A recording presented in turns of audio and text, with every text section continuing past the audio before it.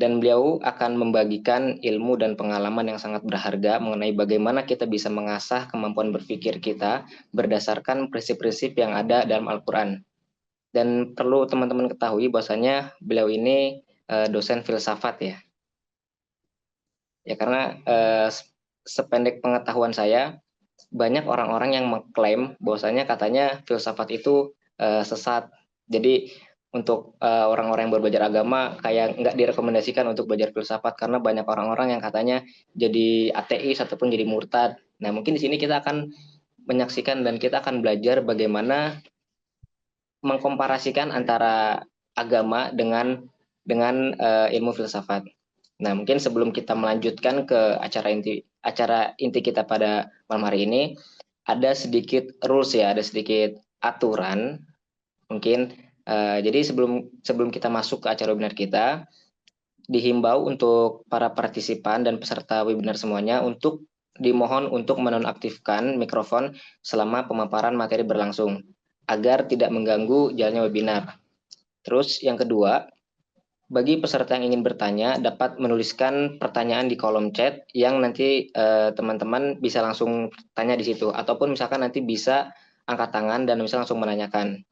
Terus yang terakhir dimohon dan dihimbau untuk para peserta semuanya harap tetap menjaga suasana diskusi yang kondusif dan saling menghormati satu sama lain. Baik, langsung saja tanpa berlama-lama lagi, mari kita mulai sesi pertama kita pada malam hari ini dengan pemaparan materi dari narasumber kita, yakni Kang Hadi Harisman MAG. Padanya waktu dan tempat kami persilahkan. Terima kasih Mas Daru, juga terima kasih Ustadz Fadlur Rahman dan yang lain. Bismillahirrahmanirrahim.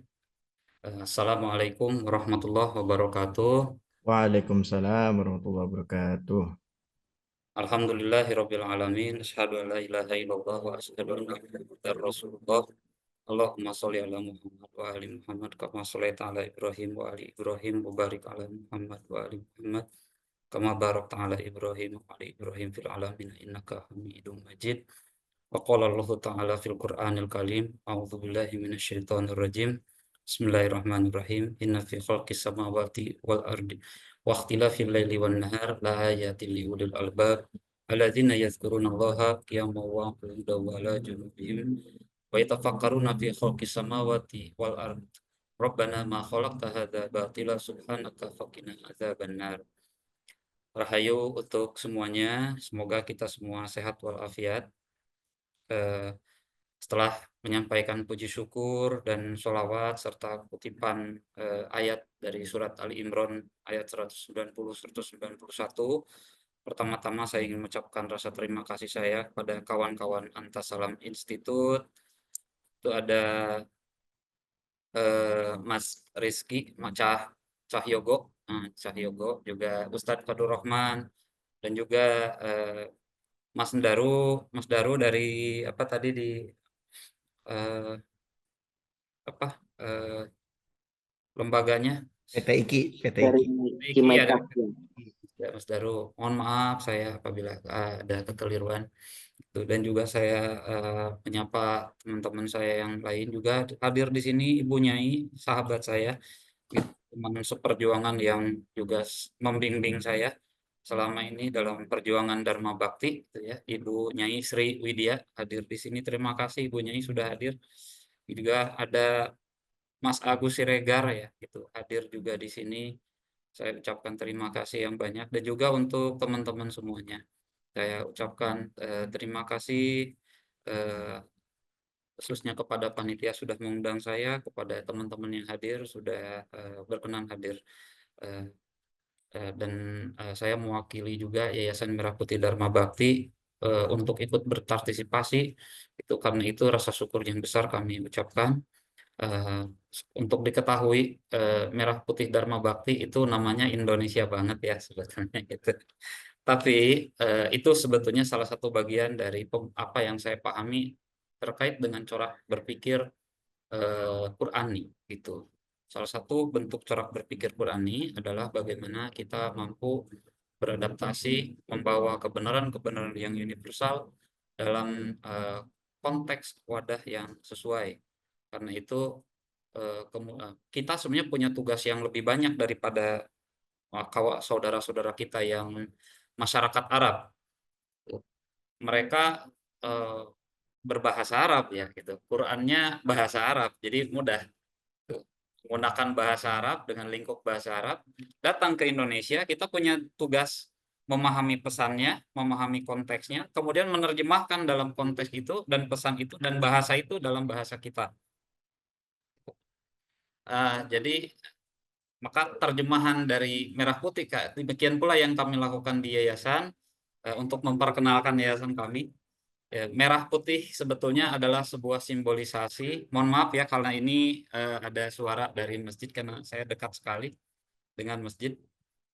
Merah putih sebenarnya sebuah interpretasi dari sebuah representasi simbolik dari nilai-nilai kesejatian langit dan bumi, spiritual dan material, dunia dan akhirat sebetulnya, dohir dan batin. Kalau digambarkan itu cahaya matahari, simbolnya matahari. Matahari itu bening sebetulnya, terang benderang, panas. Kalau diturunkan warnanya itu api, merah gitu ya. Kalau air itu bening juga, tapi kalau direduksi warnanya biasanya air putih kita bilang gitu.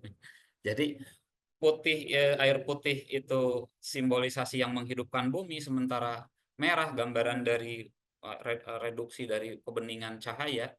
Matahari itu yang menghidupkan langit. Jadi ini penghidup langit dan bumi. Merah dan putih itu sebetulnya itulah yang dipahami oleh masyarakat Nusantara sejak dulu, bahwa langit dan bumi adalah satu kesatuan. Dalam dua hal itu ada ikatan, di mana kita bisa melihat kehidupan lahir, tapi menangkap kehidupan lahir itu makna-makna batinnya. Sehingga tidak lengkap kehidupan ini kecuali menjalankan dua dharma. Nah, kira-kira gitu ya. Kalau di Sunda itu Dharma Siliwangi itu ada kujang. Nah, kujang cungkrang papasangan. Kujang ini gambaran kujang kembar sebagai gambaran lahir dan batin antara ruh dan jasad misal dalam diri manusia.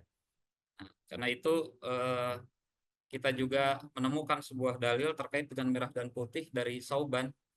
Rasulullah bersabda, "Innallaha zawalil ardo faraitu masyariqaha wa magharibaha." Kemudian saya pendekkan wa'titul kanzaini al-ahmaru wal abyad. Kira-kira begitu. Sesungguhnya Allah melipat bumi untukku sehingga saya dapat melihat timur dan baratnya. Saya ringkas lagi karena panjang hadisnya. Saya juga diberi dua pembendaharaan besar, khazanah besar, yaitu khazanah merah dan putih. Jadi warna merah dan putih sebetulnya adalah gambaran dari khazanah kemuhammadan. Dalam konteks Nusantara, hakikat Muhammadiyah yang dikenal oleh kalangan sufi itu dikenal misalnya di tradisi Pikuku Sunda sebagai hyang cipta permana gitu, hyang cipta permana, yaitu entitas pancaran ilahi yang merupakan ciptaan yang pertama yang mendasari segala realitas. Itu dikenal dalam tradisi tasawuf sebagai Nur Muhammadiyah gitu, yang kemudian Nur Muhammadiyah nanti mengejawantah dalam percikan-percikan berbeda di kelompok di manusia-manusia sempurna yang berbeda dan tingkat berbeda-beda. Dan tentunya ketika ada yang mengampu eh, mengampu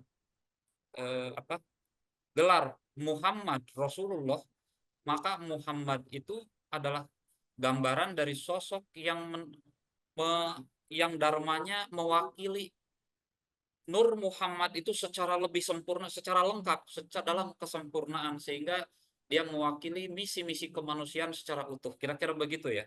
Itu. Nah, dalam tradisi Sunda juga ada. Ini kan seorang Sunda, maaf ya gitu. Ini mau mengenalkan sedikit tradisi Nusantara gitu. Terkait dengan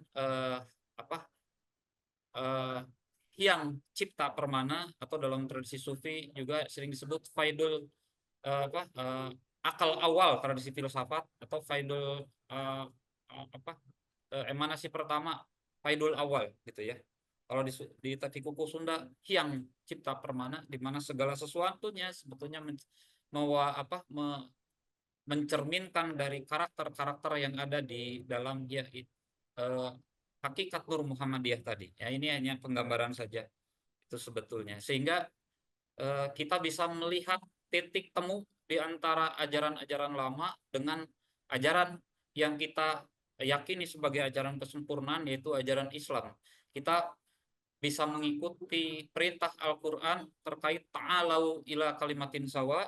Mari kita sama-sama melihat persamaannya, tidak selalu fokus kepada perbedaannya. Ketika dilihat fokus kepada persamaannya, ternyata kita masih dalam area yang sama, area monoteistik, area ketauhidan.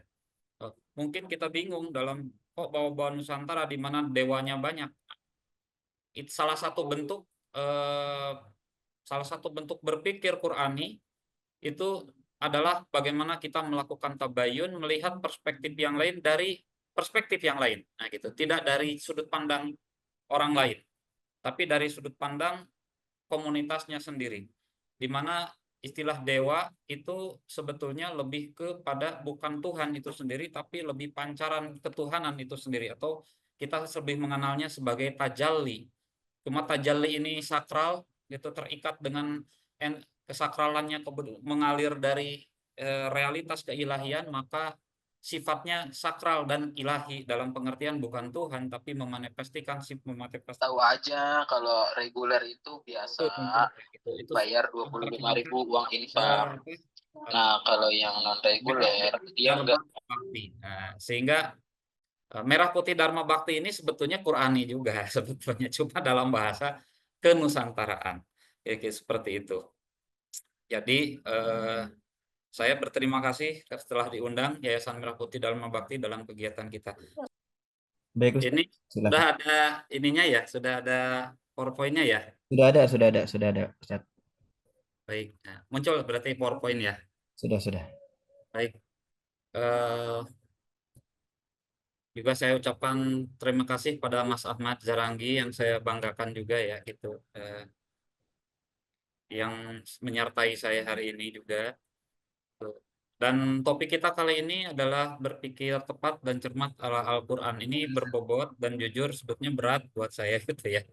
Saya dosen filsafat, bukan pengkaji khusus tafsir, apalagi sampai ke tingkat pakar. Mungkin di sini asatid kumpul ya di grup ini ya gitu. Saya seperti diuji di depan para asatid nih gitu. Tapi mungkin karena topiknya adalah berpikir, ini adalah aktivitas penting dan utama dalam filsafat, maka saya diberi kesempatan juga untuk ikutan mengkaji.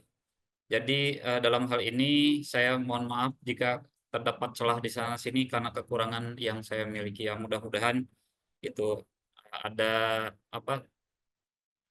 cahaya Allah hadir menaungi dan menutupi celah-celah kekurangan yang saya miliki, sehingga apapun kapasitas saya, kajian ini tetap menjadi wasilah pencerahan bagi kita semua. Kayak gitu.